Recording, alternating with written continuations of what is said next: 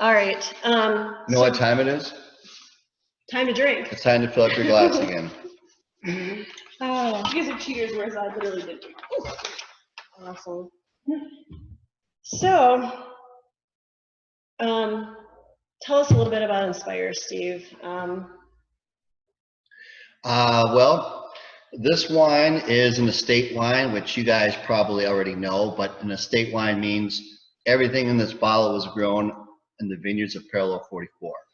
That's not a typical term that you find with Wisconsin wine these days, but one we're very proud of. And the blend of this is 70% Le Crescent, 30% Louis Swenson, and I think actually some of this Le Crescent, Kelly and Carol, who are with us today, went into this. So wave your hands, everyone knows who you guys are. There you go. There they are. So what you're drinking is in part due to what they grew. So that's another cool reason why we're doing this. Here, I'm gonna unmute you guys. Give us a few words of wisdom about grape growing.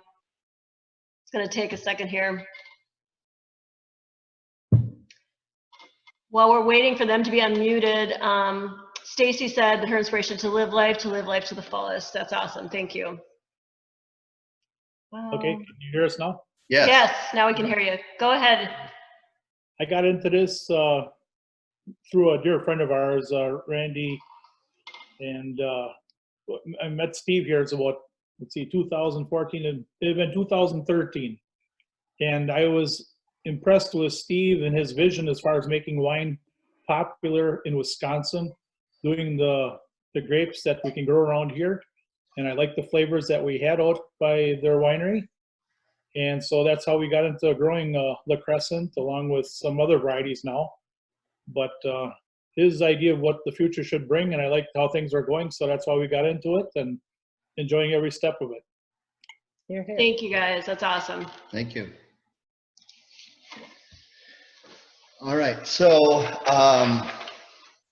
like I said, I want this to be what you guys are interested in. So at this point, anyone, if you want to raise your hand and fire any questions away at us from what this particular wine is to anything about wine in general, fire away, because I'm always curious what's going on in the mind of the customer here. Yeah, and if you don't want to talk, feel free again to put it in the chat too. So awesome. So one thing we did do, which was kind of fun. Oh, it looks like Beth, are you raising your hand there? All right, I'm gonna unmute you. Yeah. Oh, go ahead. So one of the reasons we really like your winery, you're very close to us. We live nearby, so we could probably ride our bikes, which is always good. But I love the fact that you guys have all your grapes, or mostly grapes come from Wisconsin. And other Wisconsin wines that I tried, or local regional wines, are always really sweet or just not great wine. They're okay, they're drinkable, but they're not what you would consider really good wines. And I really like your wine a lot.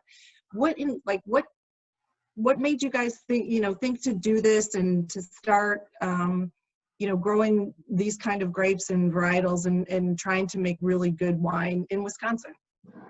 You go, Maria. Oh, but Steve always tells the story so great. Well, I mean, we both have like a personal story family-wise, but then as far as together, we got married while we were still in school, and our big trip that we took for a honeymoon while we were still in school was to Napa Valley. And it was just such a cool experience. And I can remember going to the winery where Falcon's Crest was filmed. And some of you guys might remember that show. It was a TV series. And sometimes I'm kind of a curmudgeon, but Steve was like, let's buy a bottle of wine and a baguette and let's walk out to the vineyard. So I was like, okay. And it was a beautiful setting and probably a really inexpensive bottle of wine because we couldn't afford much, but we went out to the vineyard and sat there and ate our baguette and drank our wine and thought, gosh, why can't we do this in Wisconsin? And it was years later that we finally did it. We went back to school, we worked at our other jobs or other careers, but yeah, we just kind of had that in the back of our head. And they say that wine's supposed to reflect the soul of the land from which it comes. And we thought, why can't we do it here? So that's. Yeah, not that it was easy. In fact, I think this is an example of ignorance is bliss, because if someone had told us in advance back in 1994, really you're going to sign up for this? Well, be prepared for that. we may have gotten a little bit gun shy about doing it. But once you get into it, in a way, honestly, you almost look forward to the challenges, because even though it may not be extremely financially profitable, you're doing something that can have impact for generations and develop a regional reputation. And for me personally, that matters a lot. I think, like Maria said, wine should reflect the soul of the land from which it comes. So, you know, I could easily bring in grapes from California, whether it's Cabernet or Chardonnay, and make a decent wine.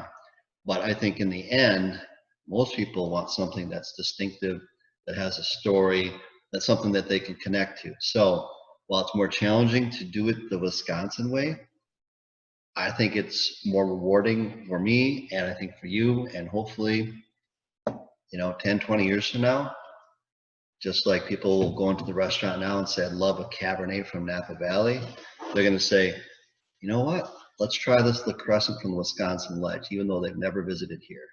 That's my dream. Whether we see it in our lifetime, I don't know, but I'm bound and determined to pursue it as much as we can. Right. And every time somebody walks in the tasting room that hasn't been there before and says something like, wow, I didn't know they could make good wine in Wisconsin. Or when people who haven't been here for a long time, maybe like 10 years, come in and say, wow, I can't believe I waited this long to come back. These wines are great. I mean, that's just like, it makes me feel good. We're doing something real here that represents the area.